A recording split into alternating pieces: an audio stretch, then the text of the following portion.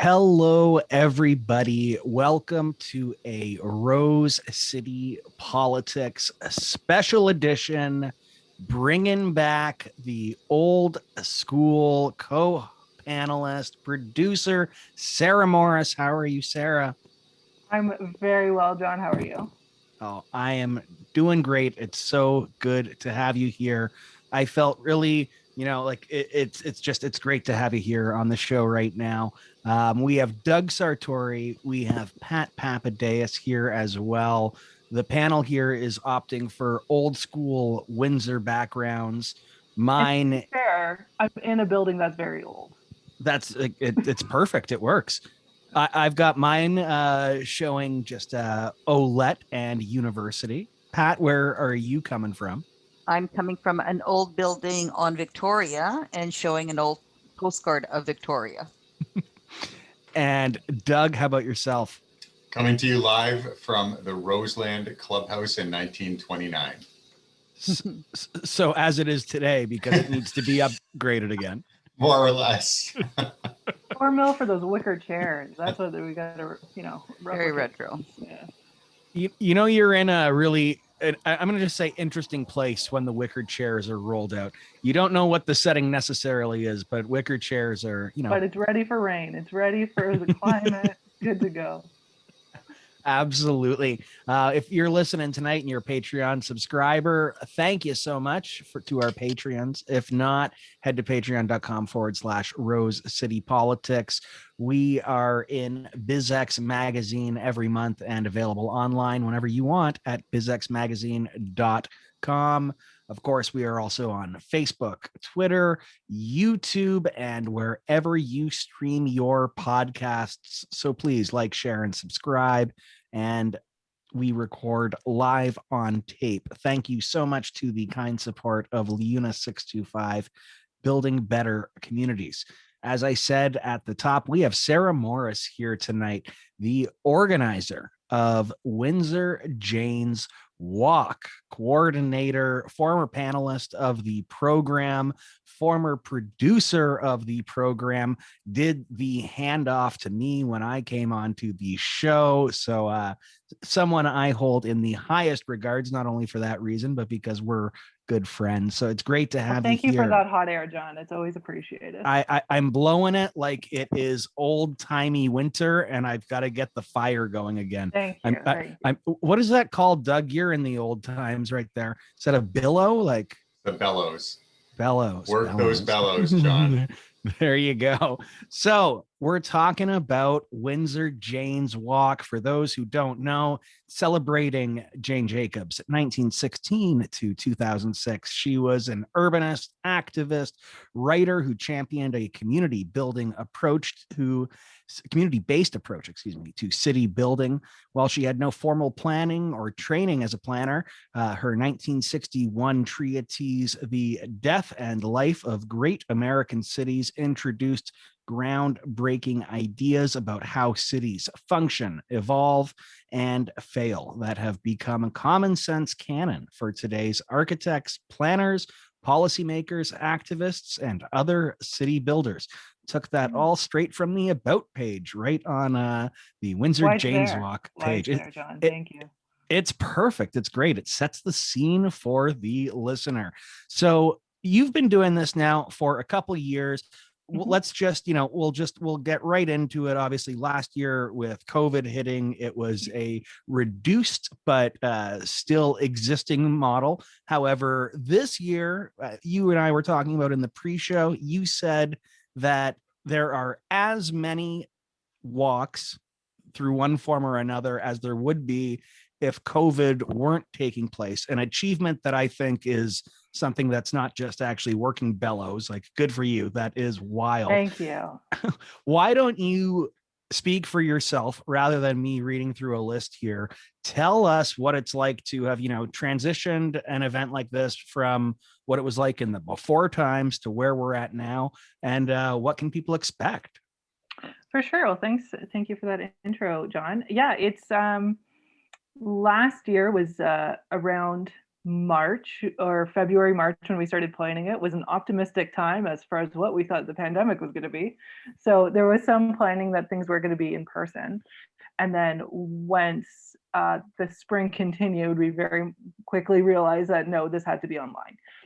So a lot of the walks from last year were going to be in-person walks, which is what the normal festival looks like. 2019 was probably our biggest festival when we had about 15 or 13 to 15 different walks. Sorry, I don't have the stats with me, but we would say a walk is super successful if there were 40 to 50 people there. We were pretty psyched about that, and that's a pretty good crowd of people. What's nice about being online is that this has really opened up the festival to so many different people, whether that's just around the city or around the world. So last year we had people from throughout Canada, the United States, and we had some people from Australia. I've already heard from someone from South Africa who's going to be joining us as well. But really what it is, it's a walking tour festival. So now that it's online, that's going to be videos, podcasts, interactive maps, and artwork all about different Windsor neighborhoods. So we're pretty excited about that. We have 15 walks. 4 of them are going to be either on Zoom or Facebook Live. And then the other walks that we have are interactive maps of different kinds. So we're pretty excited to show everybody what's been a lot of the fruit of the last year, let's say. It's been funny to see the different themes that have cropped up. People, I would say a large group of people have picked ecology or nature as their theme, which really shows how much people just want to get the hell out of their house. So that's been a nice theme of the year too. Yeah, I can definitely appreciate that. I can imagine for some of the people that are putting this together themselves, it's just definitely like, here's something that I can do. I can go do some research by just walking around and enjoying my backdoor spaces. But, I looking through here at some of the 2021 walks that you're offering: Detroit River Across Time, Holiday Beach Pine Forest Walking Tour, Alleys to Opportunity, that's put on by a friend of the pod. Show. Yeah, Fraser Fathers. Very, very cool. I don't want to say what are you most excited for, because that's not fair. I can pick favorites. I can certainly pick favorites. Don't you worry. I'm a there you coordinator, go. but I'm not. Bill it. I'm really excited about like I said, a lot of the walks around ecology. We have one that is an interactive map all about foraging.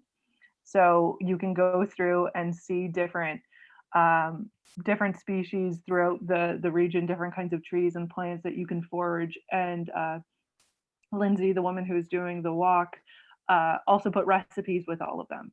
So it's a good way to take care of some invasive species in the area and have them for dinner. That's a very cool way that we would have never been able to do in person in that kind of capacity. We have a woman who is submitting her walk, and she's someone who uses a wheelchair, and it's all about how she navigates the world and navigates downtown and West Windsor. And that's a really cool walk. I've already watched the video of that one just to see, your neighborhood from a different perspective. And that's really what I'm excited about, is all of these different perspectives, these histories that are going to bring in different ways to see the city and the county as well. So, and then really, a lot of this is being curious about the world when we've been stuck inside for the last year. To be able to go and spend time with different people or different places is a really nice thing to do.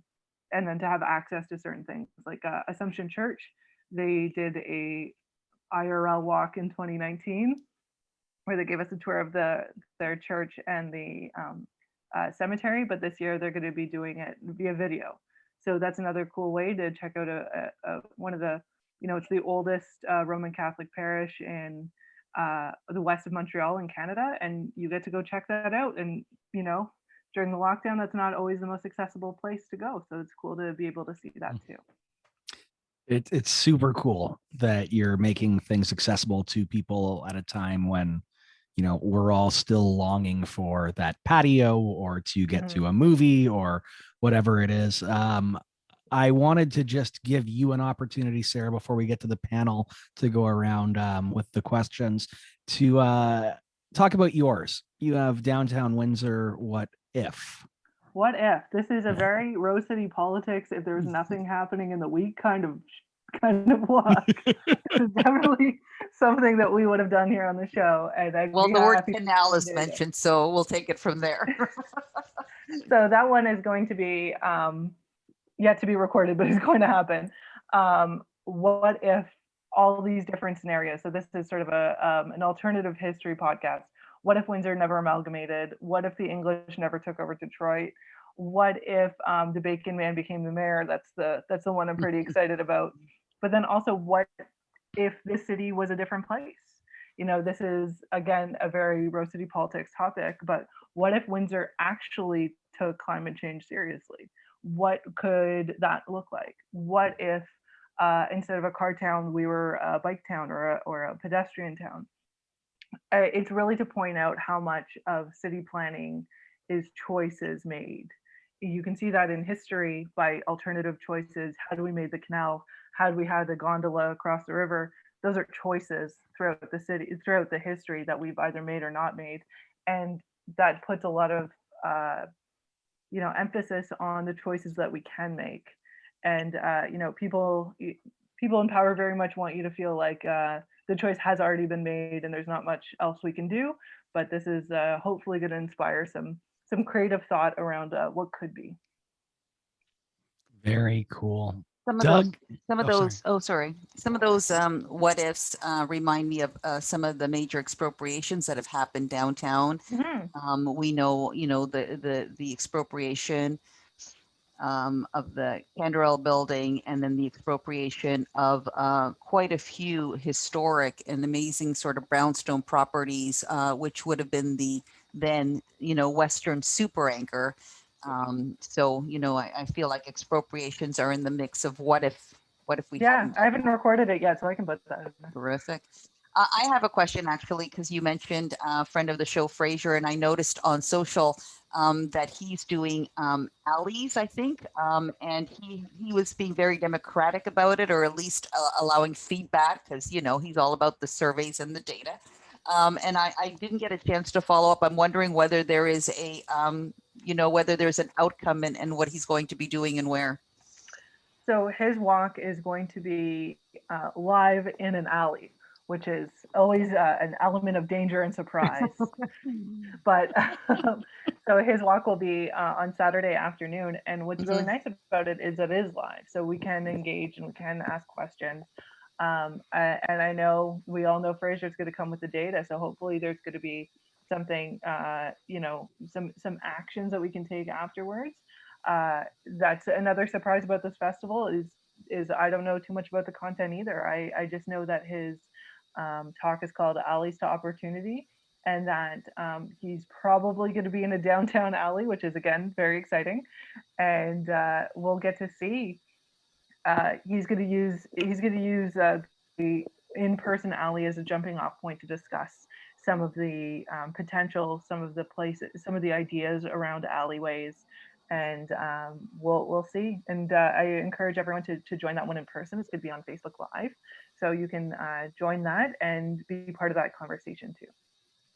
Sarah, I know the organizing of Jane's Walks has always had a tech component. Obviously, there's a digital component to the organizing and to the promotion of it.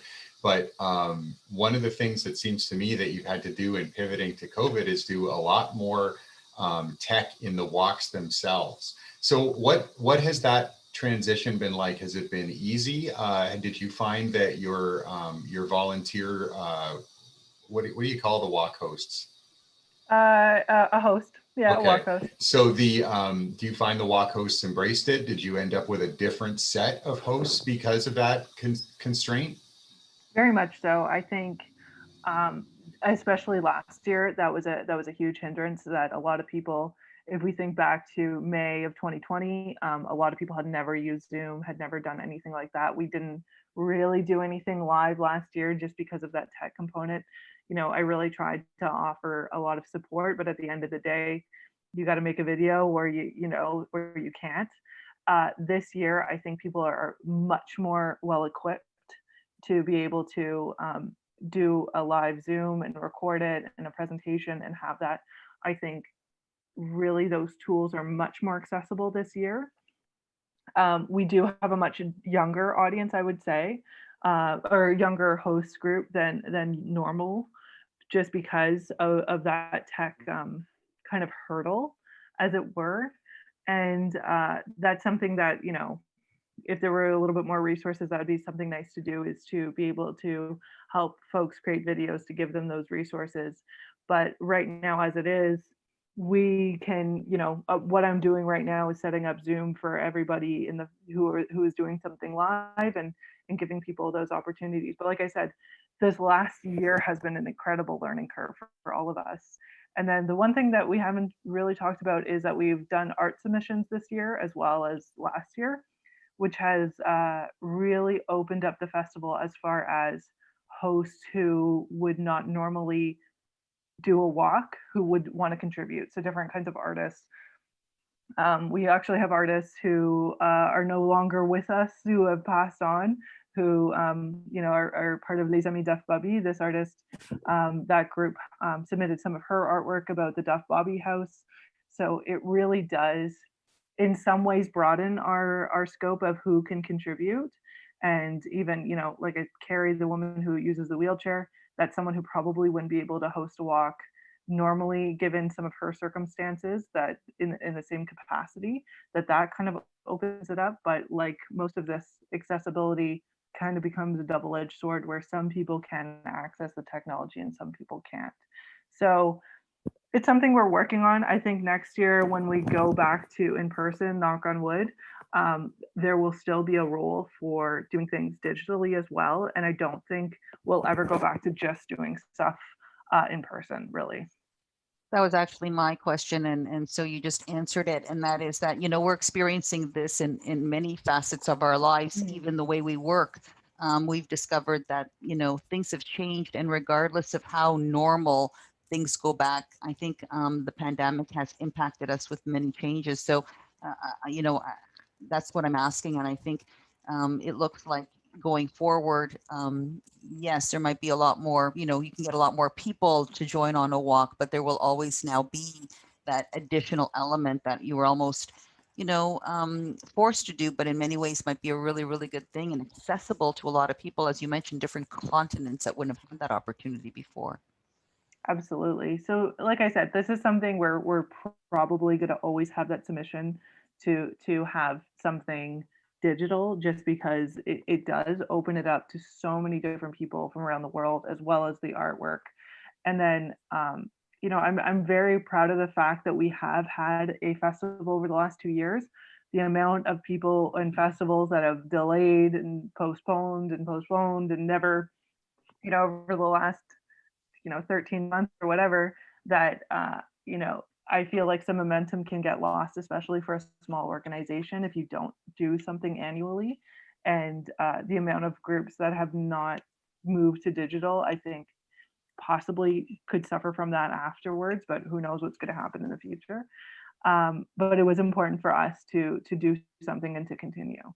That's a really good point, and we have seen a lot of cancellations, not only this year, but even continuing, not only last year, but continuing into this year. And it's so important, and you've been able to pivot so well, and it's just a real gem of a festival. Sarah, can you tell folks who are listening in and don't know where to find you, how to reach you, and make sure that they get on board and know what's happening? And the Windsor, dates. oh yes, windsorjaneswalk.ca.